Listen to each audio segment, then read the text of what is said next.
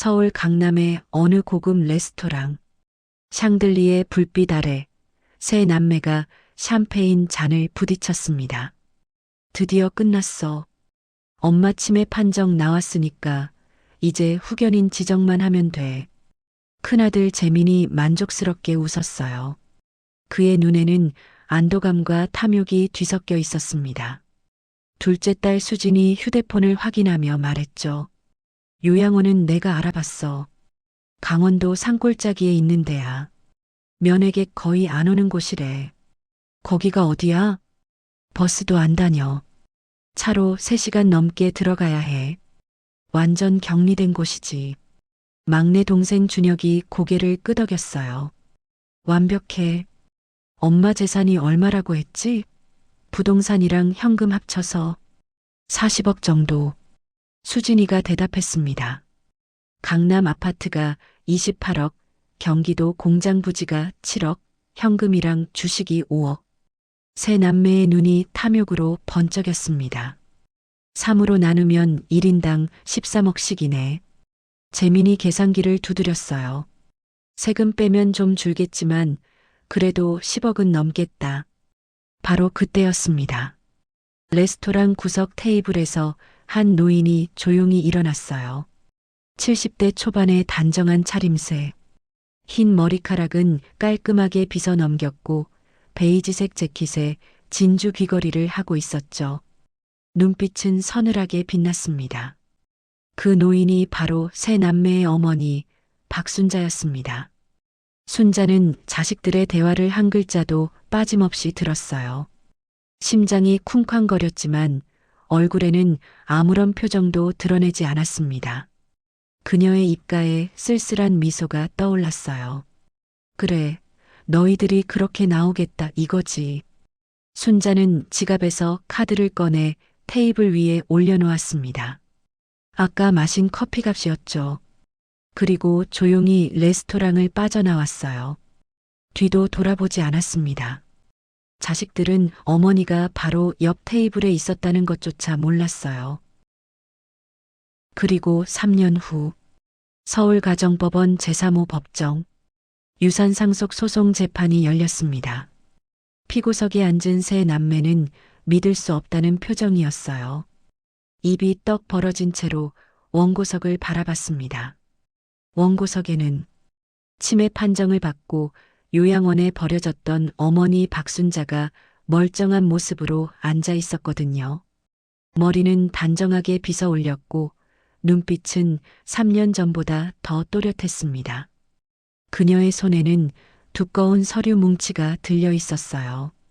그 안에는 세 자녀가 저지른 모든 악행의 증거가 담겨 있었죠. 순자는 판사를 바라보며 또렷한 목소리로 말했어요. 재판장님, 저는 치매가 아닙니다. 단 한 번도 치매였던 적이 없어요. 방청석이 술렁였습니다. 기자들의 카메라 셔터 소리가 연달아 터졌어요. 그리고 이 서류에는 제 자식들이 저를 어떻게 버렸는지, 어떻게 제 재산을 빼돌리려 했는지 모든 증거가 있습니다. 순자는 세 자녀를 천천히 바라봤어요. 재민이는 고개를 떨궜습니다. 수진이는 손으로 얼굴을 가렸어요. 준혁이는 입술을 꽉 깨물고 있었죠. 순자가 말했습니다. 이제 진실을 말할 시간이에요. 오늘의 사연을 시작하기 전에 무료인 구독과 좋아요 한번 눌러주신다면 행운과 건강이 늘 함께할 거예요. 이야기는 70년 전으로 거슬러 올라갑니다. 박순자는 1952년 부산의 작은 어촌 마을에서 태어났습니다. 한국 전쟁이 막바지로 치닫고 있었어요. 온 나라가 폐허였고 사람들은 하루하루 먹고 살기에 바빴죠. 순자네 집안도 가난했습니다. 아버지는 어부였어요. 새벽 3시에 배를 타고 나가서 해가 질 때쯤 돌아왔죠. 어머니는 아버지가 잡아온 생선을 시장에 내다 팔았습니다. 순자야, 엄마 좀 도와라. 순자는 7살 때부터 동생들을 돌보며 집안일을 도왔어요. 밥을 짓고 빨래를 하고 동생들 기저귀를 갈았습니다. 학교는 국민학교만 겨우 졸업했어요. 더 배우고 싶었지만 형편이 허락하지 않았죠.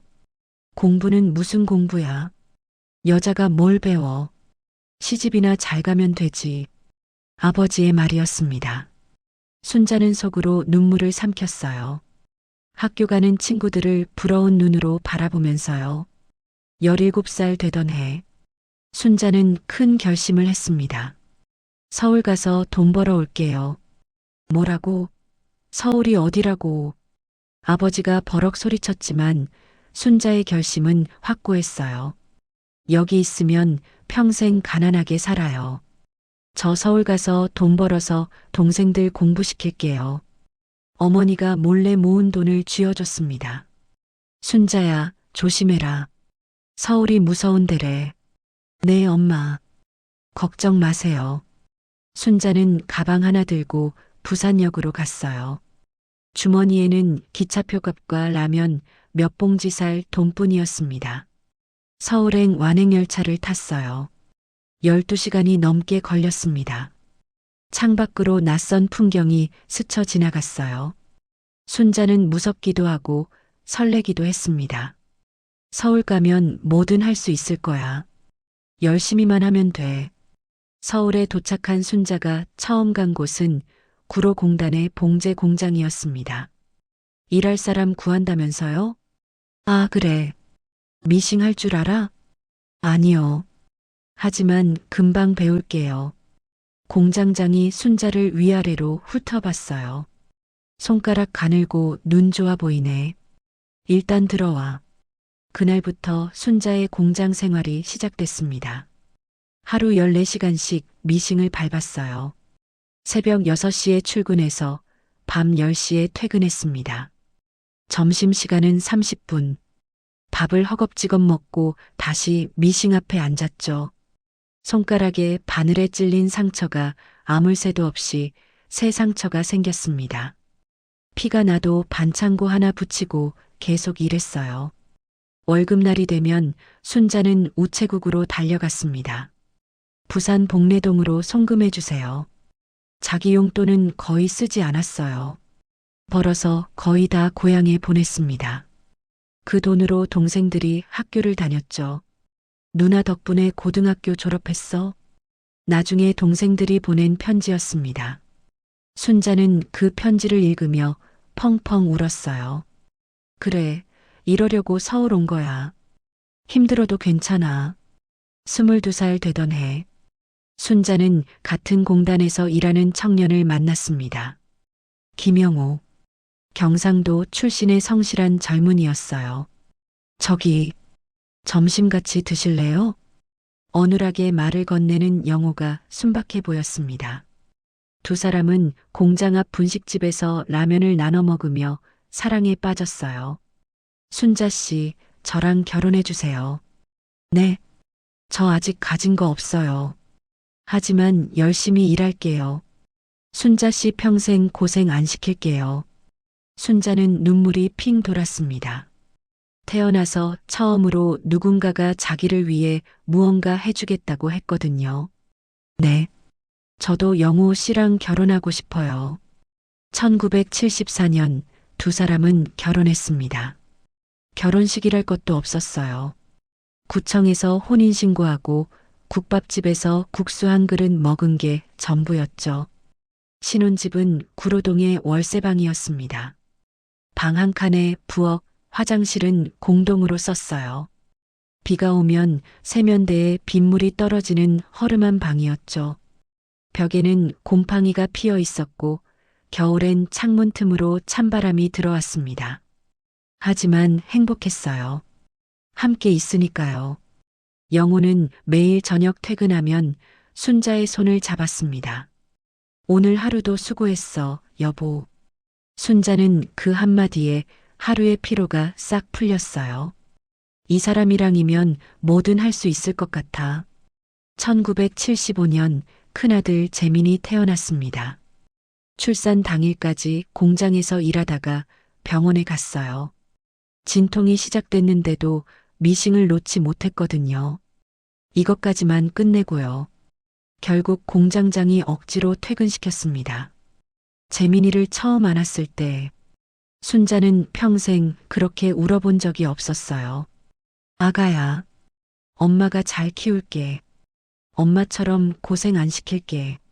1977년 둘째 딸 수진이가 태어났습니다. 1980년 막내 아들 준혁이가 태어났어요. 새 아이를 키우며 순자는 잠을 포기했습니다. 새벽 4시에 일어나 아이들 밥을 해놓고 공장으로 출근했어요. 점심시간에는 집에 뛰어와 아이들 밥 먹이고 다시 공장으로 돌아갔죠. 퇴근 후에는 부업으로 바느질을 했습니다. 엄마, 왜 맨날 일만 해요? 재민이가 어린 목소리로 물었어요. 엄마가 열심히 일해야 너희들 배불리 먹일 수 있어. 저 배 안 고파요. 엄마랑 놀고 싶어요. 순자는 가슴이 찢어지는 것 같았습니다. 하지만 바느질을 멈출 수 없었어요. 이번 달 월세가 밀려 있었거든요. 손가락 마디마디가 굳어가는 줄도 몰랐습니다. 관절이 붓고 손목이 욱신거렸지만 병원에 갈 시간도 없었어요. 남편 영호도 마찬가지였습니다. 야근에 특근에 휴일 근무까지 온갖 일을 마다하지 않았어요. 여보, 오늘도 특근이야? 응. 이번 달 보너스 나오면 재민이 책가방 사줘야지. 부부는 꿈이 있었습니다. 밤에 아이들 재우고 작은 방에서 도란도란 얘기했어요. 여보, 우리 고생은 우리 대에서 끝내자. 그래, 아이들은 배불리 먹이고 원하는 만큼 공부시키자. 재민이는 뭐가 되고 싶대? 의사래. 수진이는? 선생님이래. 준혁이는 아직 말도 못하잖아. 두 사람은 피식 웃었습니다. 그 웃음 속에 희망이 있었어요. 1985년 부부는 큰 결심을 했습니다. 여보, 우리 공장 차리자. 공장? 무슨 돈으로? 은행 대출 받고 친척들한테도 좀 빌리고 위험하지 않을까? 영호가 순자의 손을 잡았습니다. 평생 남의 밑에서 일하면 우리 아이들도 우리처럼 살아. 한번 해보자. 순자는 고개를 끄덕였어요. 그래, 해보자. 은행 대출에 친척들 돈까지 끌어모았습니다. 모아둔 돈 전부와 대출금을 합쳐서 작은 공장을 차렸어요. 구로공단의 작은 건물 2층, 미식 열대로 시작한 영순사였습니다. 영호의 영과 순자의 순을 따서 지은 이름이었죠. 처음 3년은 지옥이었어요. 하청 단가는 바닥이고 직원들 월급 주기도 빠듯했습니다. 대기업들이 단가를 후려쳤어요. 이 가격에 못해요? 그럼 다른 데 줄게. 순자는 이를 악물었습니다. 할게요. 할 수 있어요. 밤새 미싱을 돌리다 쓰러진 적이 한두 번이 아니었어요. 새벽에 눈을 뜨면 공장 바닥에 쓰러져 있었습니다. 영호가 담요를 덮어주고 있었죠. 여보, 괜찮아? 응. 나 또 쓰러졌구나. 제발 좀 쉬어. 당신 몸 망가지면 어떡해. 조금만 더. 이번 물량만 끝내면. 하지만 포기하지 않았어요. 아이들 얼굴을 보면 포기할 수가 없었죠. 엄마 학교에서 소풍 간대요. 그래. 엄마가 김밥 싸줄게. 진짜요? 감사합니다.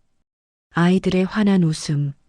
그게 순자가 버틸 수 있는 이유였습니다. 1990년대 드디어 공장이 자리를 잡았습니다. 해외 수출 물량이 늘어났어요. 미국, 일본, 유럽에서 주문이 들어왔죠. 직원도 10명에서 30명, 50명까지 늘었습니다. 사모님, 이번 달 매출 역대 최고예요.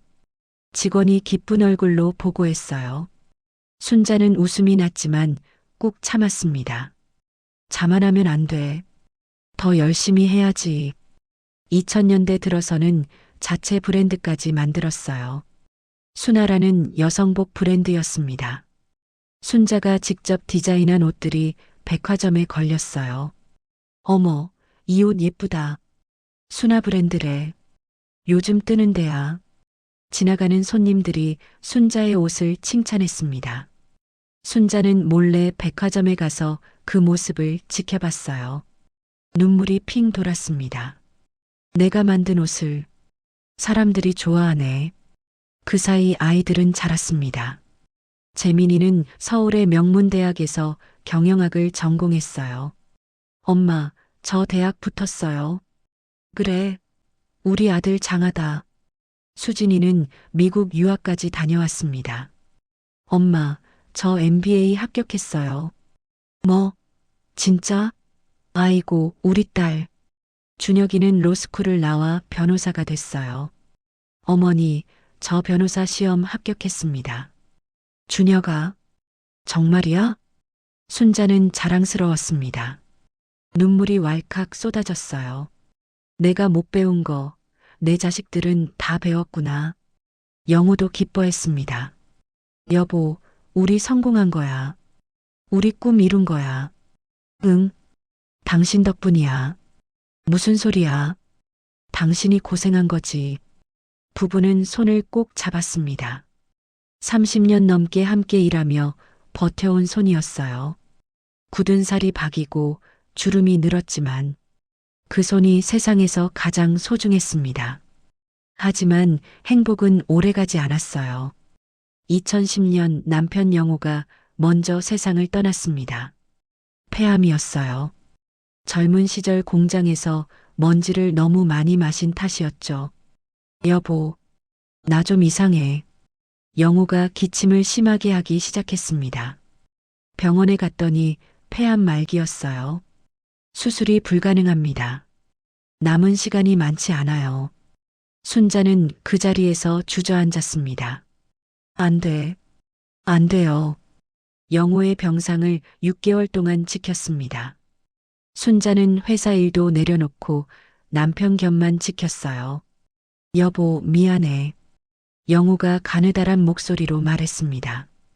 뭐가 미안해. 당신이 미안할 게 뭐가 있어. 당신한테 좋은 거 많이 해주지 못해서 평생 일만 시키고.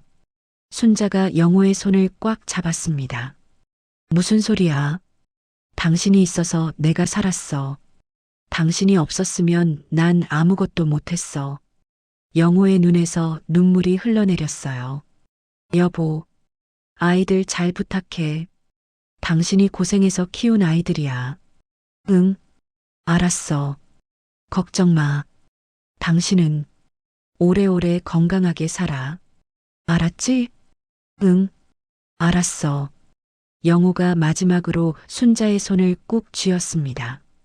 그리고 조용히 눈을 감았어요. 순자는 남편의 손을 놓지 못했습니다. 밤새 그 손을 잡고 울었어요. 여보, 놔두고 어디 가? 나 혼자 어떻게 살아? 장례를 치르고 나서도 순자는 한동안 정신을 못 차렸습니다. 40년을 함께 산 남편이었어요. 가난하던 시절 손잡고 라면 끓여 먹던 사람. 새벽같이 일어나 같이 공장 출근하던 사람. 그 사람이 없는 세상이 낯설었습니다. 하지만 순자는 다시 일어섰어요. 남편과의 약속이 있었거든요. 아이들 잘 부탁해. 그래. 아이들 잘 챙겨야지. 당신이 부탁했잖아. 순자는 눈물을 닦고 회사로 돌아갔습니다. 그때 순자의 재산은 강남 아파트 한 채, 경기도 공장 부지, 그리고 현금 10억 원. 합쳐서 40억 원 정도였습니다. 순자는 그 돈을 곱게 모아뒀어요. 이건 나중에 아이들한테 나눠줄 거야. 우리가 평생 일군 재산이잖아. 언젠가 자식들에게 나눠줄 생각이었습니다. 재민이한테 회사를, 수진이한테 아파트를, 준혁이한테 현금을 공평하게 나눠주려고 했죠. 하지만 순자는 몰랐습니다. 자식들이 이미 그 재산을 노리고 있었다는 걸요. 2020년 코로나 팬데믹이 터졌습니다. 전 세계가 멈췄어요. 순자의 공장도 큰 타격을 받았습니다. 해외 수출길이 막히고 주문이 뚝 끊겼죠. 사장님, 이번 달도 적자예요. 다음 달 직원들 월급은 어떻게 해요? 걱정이 산더미였습니다. 순자는 밤잠을 설쳤어요. 50년 넘게 일궈온 공장이었거든요. 하지만 현실은 냉정했습니다. 결국 순자는 공장 문을 닫기로 결심했어요. 50년 일했으면 됐지. 이제 좀 쉬어야지. 직원들에게 퇴직금을 넉넉히 주고 공장을 정리했습니다. 공장 부지는 팔지 않고 그대로 뒀어요. 나중에 자식들한테 줄 생각이었거든요. 순자는 강남 아파트에서 혼자 살기 시작했습니다. 처음엔 괜찮았어요. 오랜만에 누리는 여유로운 시간이었죠. 아침에 공원을 산책하고 오후엔 도서관에서 책을 읽었습니다. 저녁엔 드라마를 보면서 과일을 먹었어요. 이렇게 쉬는 것도 괜찮네. 순자는 오랜만에 편안함을 느꼈습니다. 그런데 자식들의 방문이 부쩍 잦아졌어요. 엄마, 요즘 건강은 어때요? 큰아들 재민이 일주일에 2번씩 찾아왔습니다. 전에는 한 달에 1번 오기도 힘들다더니 갑자기 자주 왔죠. 아이고, 재민아. 왜 이렇게 자주 와? 엄마가 혼자 계시니까 걱정돼서요. 순자는 기뻤어요. 우리 재민이가 효자네. 며느리 지영도 자주 전화했습니다. 어머니, 혹시 깜빡하는 거 없으세요? 깜빡하는 거? 뭘? 아, 그냥요. 요즘 건강이 어떠신가 해서요. 처음엔 효도하는 거라고 생각했어요. 하지만 질문이 점점 이상해졌습니다. 엄마, 오늘 아침에 뭐 드셨어요? 기억나세요? 재민이 물었어요. 아침? 토스트 먹었지. 토스트요? 확실해요? 그래, 확실해. 왜? 아, 아니에요. 그냥요. 재민이 수첩에 뭔가를 적었습니다. 다음 날은 수진이가 전화했어요. 엄마, 지난주에 누구 만나셨죠?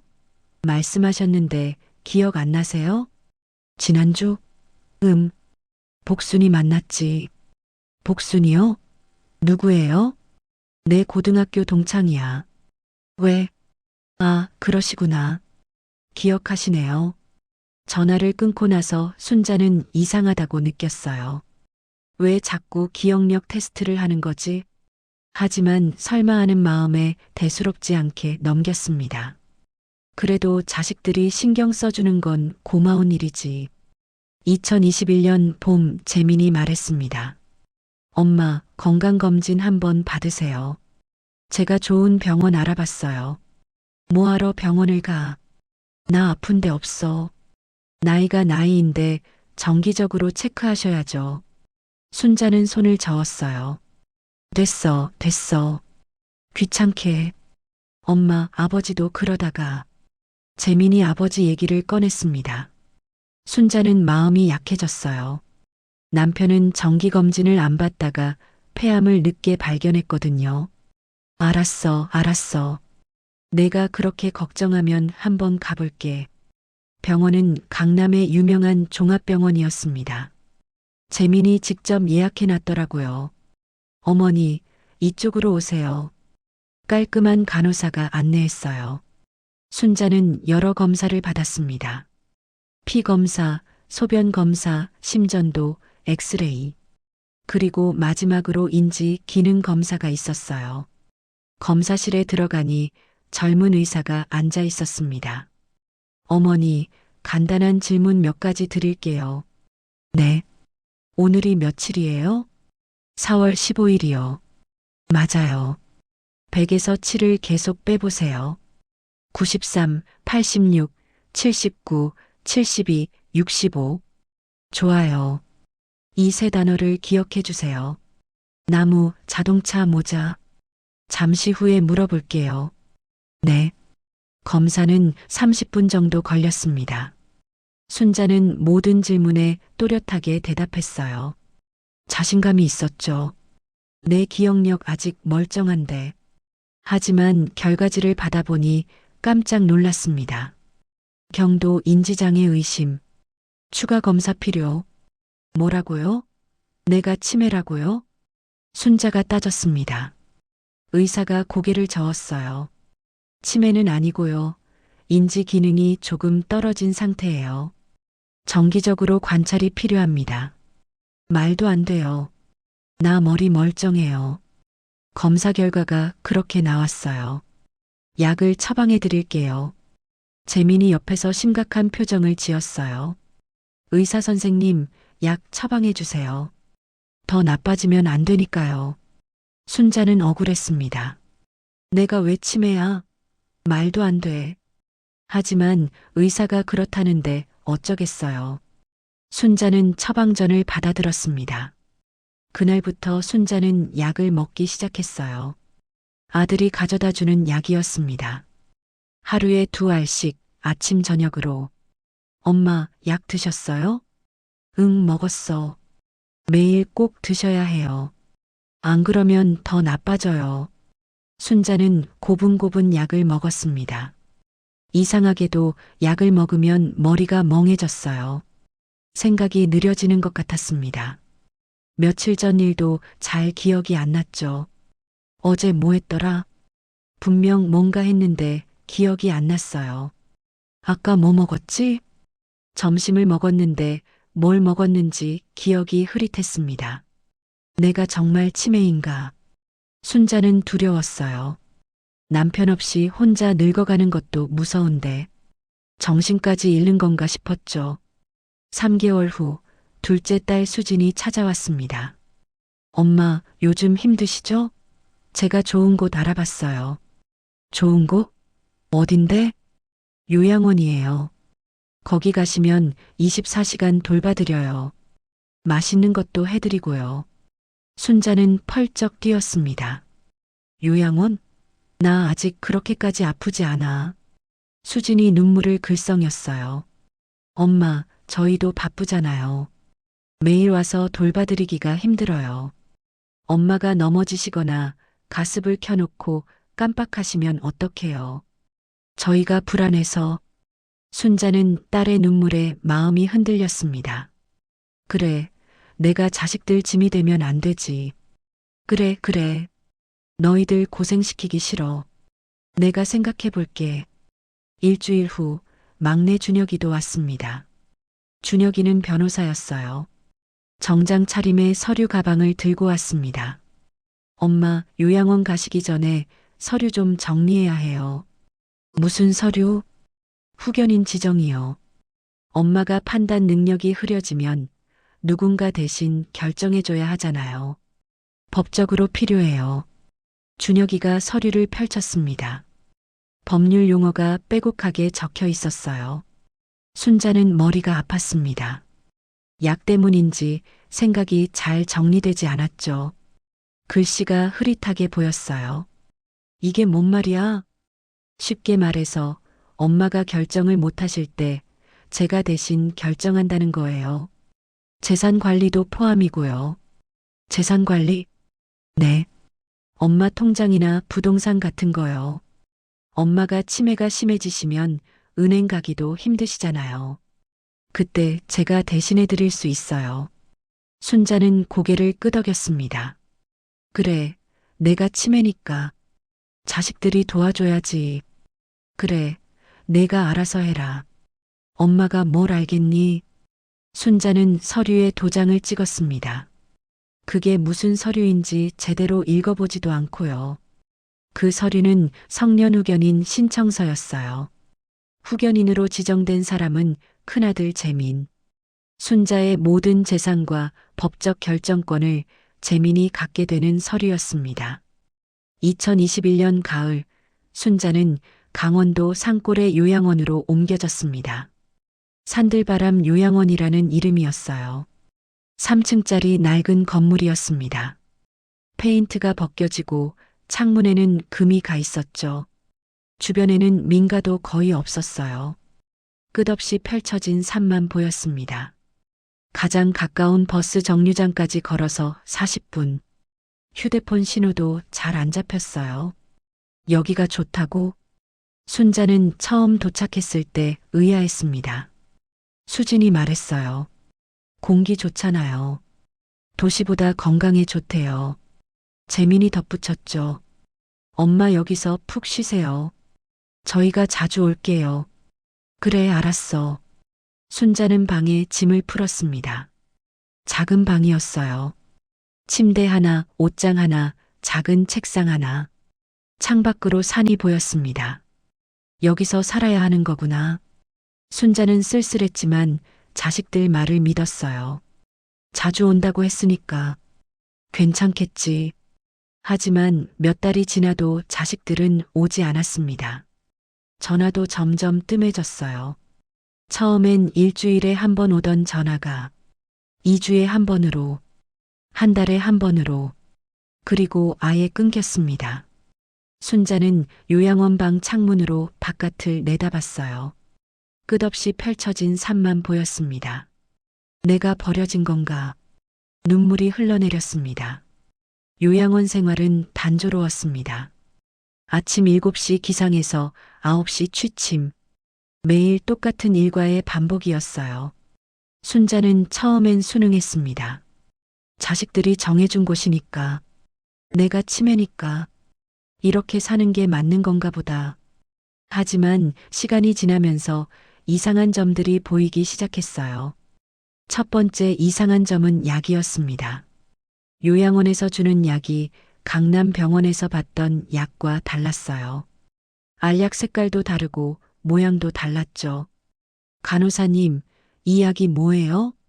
인지 기능 개선제예요. 드시면 좋아지세요. 하지만 순자는 그 약을 먹을 때마다 더 멍해졌습니다. 머리에 안개가 낀 것 같았어요. 생각이 느려지고 기억이 흐릿해졌습니다. 어느 날 순자는 실험을 해봤어요. 약을 삼키는 척하고 혀 밑에 숨겼다가 화장실에서 뱉어냈습니다. 그랬더니 신기한 일이 일어났어요. 머리가 맑아지기 시작한 거예요. 일주일 동안 약을 먹지 않았더니 생각이 또렷해졌습니다. 기억도 선명해졌어요. 내가 치매가 아니었구나. 순자는 그제야 깨달았어요. 자식들이 준 약이 오히려 자신을 흐릿하게 만들었다는 걸요. 두 번째 이상한 점은 요양원 직원들의 태도였습니다. 다른 어르신들에게는 친절한 직원들이 순자에게만 유독 무뚝뚝했어요. 김순자 어르신, 오늘 면회 없어요. 네. 누가 왔다고 하지 않았어요? 아니요. 오늘은 아무도 안 왔어요. 그런데 복도에서 순자 이름을 부르는 소리가 들렸거든요. 순자야, 순자야. 낯익은 목소리였어요. 오래된 친구 복순이 목소리였습니다. 순자가 뛰어나가려 했지만 간호사가 막았어요. 어르신, 지금 약 드실 시간이에요. 방으로 가세요. 잠깐만요. 밖에 내 친구가 왔어요. 보호자 허락 없이는 면회가 안 돼요. 순자는 억지로 방에 끌려갔습니다. 순자에게 오는 연락은 모조리 차단되고 있었어요. 세 번째 이상한 점은 원장의 행동이었습니다. 원장 최도식은 50대 후반의 남자였어요. 항상 반들반들한 양복을 입고 다녔죠. 눈이 가늘고 웃을 때 입꼬리만 올라가는 사람이었습니다. 그는 가끔 순자의 방을 찾아와 이상한 말을 했어요. 어르신, 편하게 지내세요. 보호자분이 모든 비용 다 부담하신대요. 신경 쓸 거 하나도 없어요. 내 자식들이요? 네. 큰아드님이 특별히 신경 쓰시더라고요. 어르신 상태 매달 보고해 달래요. 순자는 섬뜩했습니다. 보고를 한다고? 내 상태를? 왜? 그날 밤 순자는 결심했어요. 진실을 알아내야겠다고. 약을 먹지 않은 지 한 달째. 순자의 머리는 완전히 맑아져 있었습니다. 70년을 살아온 노인이었지만 머리는 30대 못지않게 또렷했어요. 그녀는 요양원을 관찰하기 시작했습니다. 직원들의 동선, 원장의 스케줄, 보안 카메라 위치. 50년 동안 사업을 하며 익힌 관찰력이었죠. 새벽 3시 모두가 잠든 시간. 순자는 몰래 복도로 나왔습니다. 슬리퍼 소리가 나지 않게 발끝으로 걸었어요. 원장실로 향했습니다. 문은 잠겨 있었지만 창문이 살짝 열려 있었어요.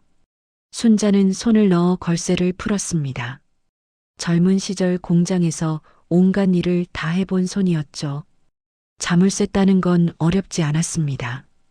원장실 책상 위에는 서류들이 쌓여 있었어요. 순자는 휴대폰 손전등을 켜고 서류를 뒤졌습니다. 그래요. 순자에게는 휴대폰이 있었어요. 자식들이 빼앗은 휴대폰 말고 요양원 입소 전에 따로 숨겨둔 예비폰이요. 50년 사업을 하면서 배운 게 있었거든요. 백업은 항상 2개 이상 준비해둬야 한다. 서류 더미 속에서 자신의 이름이 적힌 파일을 발견했습니다. 김순자, 특별관리 대상. 파일을 열어보니 충격적인 내용이 있었어요. 보호자 강재민 지시사항은 외부와 연락 차단, 인지 기능 저하제 투약 유지, 어떤 경우에도 외출 불가. 순자는 손이 떨렸습니다. 인지 기능 저하제? 그건 치료약이 아니라 일부러 바보로 만드는 약이었어요. 자식들이 어머니를 바보로 만들어 가두고 있었던 거예요. 파일 뒤쪽에는 또 다른 서류가 있었습니다. 재산관리 위임장. 순자의 강남 아파트가 담보대출로 빠져나가고 있었어요. 공장 부지도 매각 절차가 진행 중이었습니다. 경기도 시흥 공장 부지 매매 계약서, 성년후견인 강재민. 현금 계좌에서도 돈이 빠져나가고 있었어요. 순자의 평생 재산이 자식들 손에서 녹아내리고 있었던 거예요. 순자는 주저앉고 싶었습니다. 눈물이 왈칵 쏟아졌어요. 내가 피땀 흘려 모은 돈인데, 너희들 공부시키려고 밤새 일한 돈인데, 아버지랑 같이 새벽같이 일어나서 모은 돈인데, 하지만 울고 있을 시간이 없었습니다. 순자는 휴대폰 카메라로 모든 서류를 찍었어요. 날짜, 금액, 서명 모두 선명하게 담았어요. 순자는 원장실을 빠져나와 자기 방으로 돌아왔습니다. 침대에 누워 천장을 바라봤어요. 분노가 슬픔을 집어삼켰습니다. 그래, 너희들이 그렇게 나오겠다 이거지. 좋아. 받아들이지. 하지만 이대로 당하진 않아. 순자는 복수를 결심했습니다. 한편 복순이는 순자와 연락이 안 되는 게 이상했습니다. 순자 애들 몰래 요양원까지 찾아갔지만 만나지 못했어요. 몇 번이나 전화하고 문자를 보냈지만 답이 없었어요. 순자의 아들 재민이에게 전화했습니다. 재민아, 내 엄마 어디 있어? 연락이 안 돼. 아, 이모. 엄마 요즘 건강이 안 좋으셔서 요양원에 계세요. 그 요양원은 왜 면회도 안 되냐? 재민이 당황한 목소리가 들렸습니다. 거길 어떻게 알고 가셨어요? 그건 알 거 없고 왜 면회가 안 되냐고? 그건 엄마가 조용히 쉬고 싶어 하셔서 면회를 안 받으세요. 뭐라고? 60년 지기 친구인데? 죄송해요, 이모. 엄마가 그렇게 원하셔서요. 전화가 끊겼습니다. 복순이는 뭔가 이상하다고 느꼈어요. 순자가 나를 피할 리가 없는데. 순자와 복수는 오래된 친구였습니다. 60년 넘게 우정을 나눈 고향 친구. 순자와 복수는 서울로 같이 상경해 구로공단에서 일도 같이 했었죠. 복순이 지금은 부동산 중개소를 운영하고 있었습니다. 60년 넘게 우정을 나누며 서로를 응원하는 사이였죠. 새벽 2시에 복순의 휴대폰이 울렸습니다. 낯선 번호였습니다.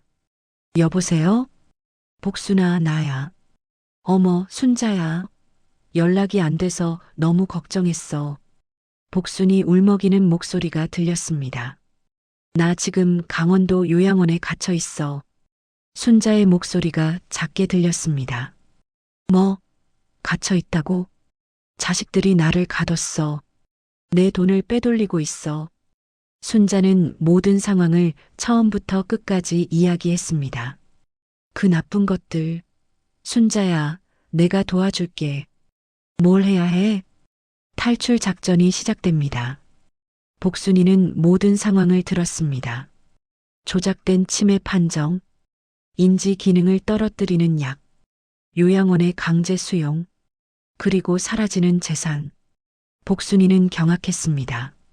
내가 뭐부터 하면 돼? 일단 변호사 한 명 구해줘. 믿을 수 있는 사람으로. 그리고 아무한테도 말하지 마. 알았어. 복순아, 고마워. 넌 내 마지막 희망이야. 무슨 소리야? 60년 친구가 뭘? 내가 반드시 꺼내줄게. 복순이는 발 빠르게 움직였어요. 정경의 변호사를 소개받았습니다. 가정법 전문 50대 여성 변호사였어요. 변호사님, 제 친구가 자식들한테 갇혀 있어요. 정경의 변호사는 상황을 파악했습니다. 성년 의견 취소 소송이 가능해요. 그런데 본인이 요양원에서 탈출해야 합니다. 작전이 시작됐습니다. 2022년 3월 어느 날, 복순이가 요양원을 찾아왔습니다. 김순자 어르신 면회 왔습니다. 원장이 고개를 저었어요. 죄송합니다. 보호자 허락 없이는 면회가 안 됩니다. 복순이는 화가 났지만 꾹 참았어요. 대신 선물을 건넸습니다. 여기요. 비타민이에요. 친구한테 전달해 주세요. 그 비타민 박스 안에는 작은 쪽지가 숨겨져 있었습니다. 순자야, 다음 주 화요일 오전 10시. 뒷산 산책로 끝. 차 대기해 놓을게. 복순. 다음 주 화요일. 오전 9시 30분. 순자는 간호사에게 말했습니다. 산책 좀 하고 올게요. 순자는 천천히 걸었습니다. 평소처럼 산책하는 척하면서요. 심장이 쿵쾅거렸습니다. 점점 요양원에서 멀어졌어요. 드디어 산책로 끝에 도착했습니다. 거기에 복순이가 차를 대기시켜 놓고 있었어요. 순자야, 빨리 타. 순자는 달려갔습니다. 차에 올라탔어요. 가자, 서울로. 복순이가 급히 차를 출발시켰습니다. 순자는 뒤를 돌아봤어요. 2년 동안 갇혀있던 요양원이 점점 작아져 갔습니다. 눈물이 흘러내렸어요. 하지만 이번에는 자유의 눈물이었습니다. 복순아, 고마워. 평생 은인이야. 복순이가 손을 잡았어요. 무슨 소리야? 우리 60년 우정인데. 순자의 눈빛은 결연했습니다. 이제 진짜 시작이야. 서울에 도착한 순자는 복순이 집에 머물렀습니다. 다음 날 정경희 변호사와 만났어요. 변호사님, 저를 도와주세요. 순자는 요양원에서 찍은 서류 사진을 보여줬습니다. 정경희 변호사는 서류를 검토했어요. 증거가 확실하네요. 형사고발도 가능합니다. 형사고발이요? 네. 사기, 위조, 횡령, 감금.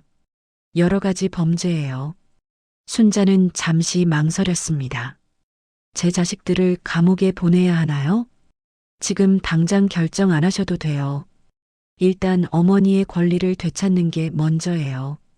다음 주 순자는 서울대학교 병원에서 정밀 검사를 받았습니다. 결과가 나왔어요. 환자분, 인지 기능 정상이십니다. 치매의 징후는 전혀 없어요. 의사가 확인해 줬습니다. 70대 치고는 인지 기능이 상위 5%예요. 순자의 눈에서 눈물이 흘러내렸습니다. 순자는 정상이었고 자식들이 거짓말을 한 거였죠. 2022년 6월 순자는 서울가정법원에 성년 의견 취소 소송을 제기했습니다. 이 소식이 자식들에게 전해졌어요. 재민이 전화로 난리를 쳤습니다. 뭐, 엄마가 소송을 걸었다고? 요양원에 전화했더니 충격적인 대답이 돌아왔죠. 보호자님, 어머니가 2주 전에 실종되셨습니다. 세 남매가 긴급 회의를 열었어요. 큰일 났어. 엄마가 다 알아낸 것 같아. 하지만 이미 늦었습니다. 검찰 수사가 시작됐어요. 세 남매는 피의자 신분으로 소환됐습니다. 요양원 원장도 함께 기소됐어요. 2022년 가을 모든 상황이 역전됐습니다. 순자의 성년 의견이 취소됐어요. 그녀는 다시 자신의 재산과 법적 권리를 되찾았습니다. 2023년 봄 서울중앙지방법원 형사재판이 열렸습니다. 피고인석에는 세 남매가 앉아 있었어요. 모두 고개를 숙이고 있었습니다.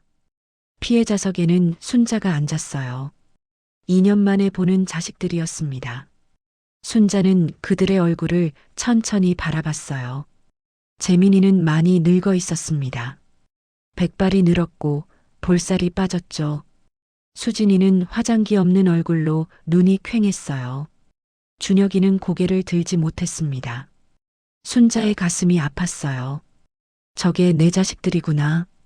모든 기억이 스쳐 지나갔습니다. 검사가 논고를 시작했어요. 피고인들은 자신의 어머니를 대상으로 상상하기 어려운 범죄를 저질렀습니다. 피고인 강재민에게 징역 7년, 피고인 강수진에게 징역 5년, 피고인 강준혁에게 징역 5년을 구형합니다. 세 남매의 얼굴이 하얗게 질렸어요. 피고인 최후 진술 시간이 됐습니다. 재민이 먼저 일어났어요.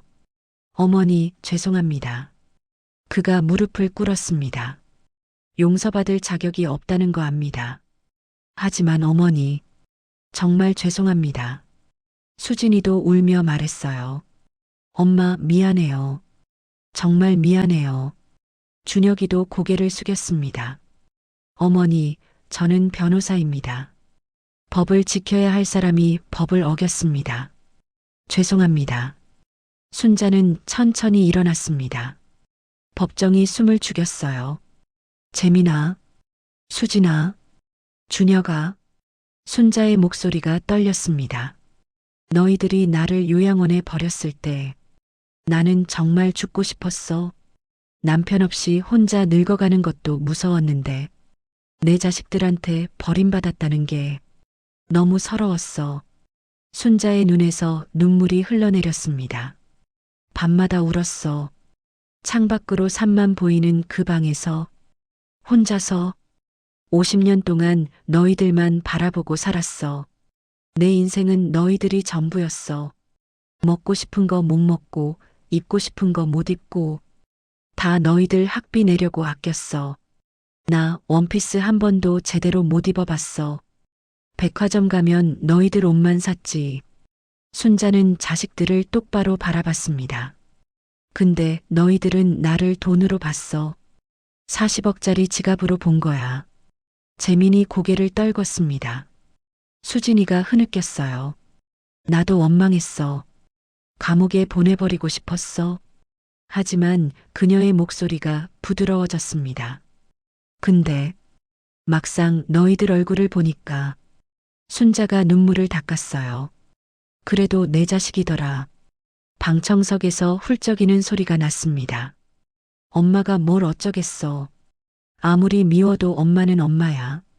순자는 판사를 바라봤습니다. 재판장님, 저는 이 아이들이 감옥에 가는 걸 원하지 않습니다. 벌은 받아야 합니다. 하지만 감옥보다는 다른 방법이 있으면 좋겠습니다. 이 아이들이 평생 봉사활동을 했으면 좋겠습니다. 저 같은 어르신들을 돕는 일이요. 순자는 자식들을 다시 바라봤어요. 너희들 들었지? 감옥 안 보내줄 테니까 대신 평생 속죄하면서 살아. 재민이 외쳤습니다. 어머니, 감사합니다. 수진이도 울며 말했어요. 엄마, 미안해요. 평생 갚을게요. 판사가 선고를 내렸어요. 피해자의 의견을 존중하여 집행유예와 사회봉사명령을 선고합니다. 피고인 강재민, 징역 3년에 집행유예 5년, 사회봉사 1000시간. 피고인 강수진, 징역 2년에 집행유예 4년, 사회봉사 800시간. 피고인 강준혁, 징역 2년에 집행유예 4년, 사회봉사 800시간, 변호사 자격 정지 3년. 재판이 끝났습니다. 재판이 끝난 후 법원 앞 순자는 혼자 벤치에 앉아 있었습니다. 그때 누군가 다가왔어요. 재민이었습니다. 어머니, 재민이 순자 앞에 무릎을 꿇었어요. 정말 감사합니다. 감옥에 안 보내주셔서 저 정말 잘못했습니다. 앞으로는 정말 달라지겠습니다. 순자는 천천히 손을 내밀었습니다. 아들의 머리를 쓰다듬었어요. 일어나. 순자가 조용히 말했어요.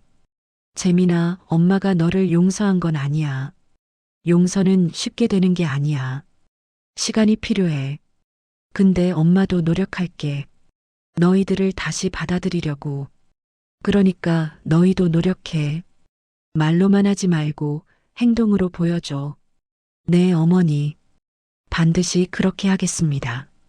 세 자녀가 어머니 앞에 섰습니다. 순자는 그들을 바라봤어요. 너희들 내 말 잘 들어. 앞으로 매달 요양원 봉사 가라. 명절마다 나한테 와. 마지막으로 순자의 눈에 눈물이 맺혔어요. 엄마 살아있을 때 효도해. 죽고 나서 후회하지 말고. 네, 어머니. 꼭 그렇게 하겠습니다. 순자는 고개를 끄덕였어요. 그래. 가자. 밥이나 먹으러. 엄마가 밥 살게. 순자가 앞서 걸었습니다. 세 자녀가 뒤따랐어요. 3년 만에 네 사람이 함께 걷는 길이었습니다. 1년 후 2024년 추석. 순자의 집에 온 가족이 모였습니다. 식탁에는 순자가 직접 만든 음식이 가득했어요. 할머니, 잡채 맛있어요. 손자가 외쳤습니다. 그래, 더 먹어, 더 먹어. 순자는 손자의 머리를 쓰다듬었어요. 식사 후 순자가 입을 열었습니다. 다들 잘 들어. 내가 재단 만들었잖아. 박순자 노인복지재단. 거기 이사장으로 재민이 이름 올렸어. 수진이는 재단 홍보 담당. 준혁이는 법률 자문. 너희들이 엄마한테 잘못한 거 이제 다른 어르신들한테 갚아. 네, 어머니. 순자가 서류 봉투를 꺼냈습니다. 이건 유언장이야. 내 재산 3분의 1씩 나눠 가져. 근데 조건이 있어. 매달 요양원 봉사 빠지면 상속 취소야. 명절 안 오면 상속 취소야. 세 자녀가 동시에 대답했습니다. 네, 알겠습니다, 어머니. 순자가 웃었어요. 농담이야. 취소 안 해.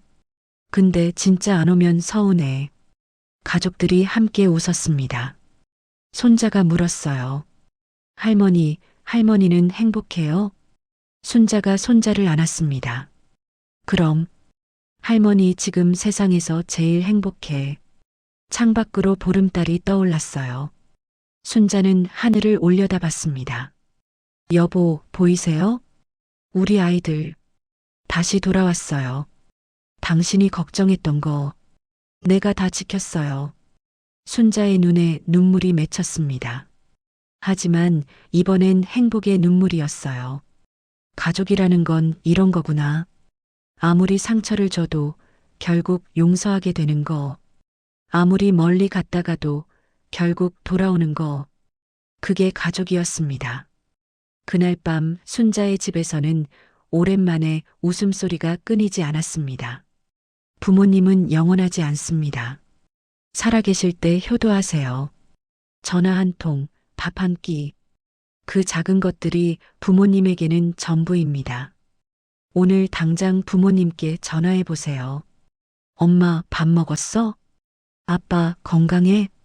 그 한마디가 부모님에게는 세상에서 가장 큰 선물입니다. 오늘 사연이 마음에 드셨다면 구독과 좋아요, 그리고 알림 설정까지 부탁드립니다. 댓글로 여러분의 생각도 남겨주세요. 다음 시간에 또 다른 감동 사연으로 찾아뵙겠습니다. 감사합니다.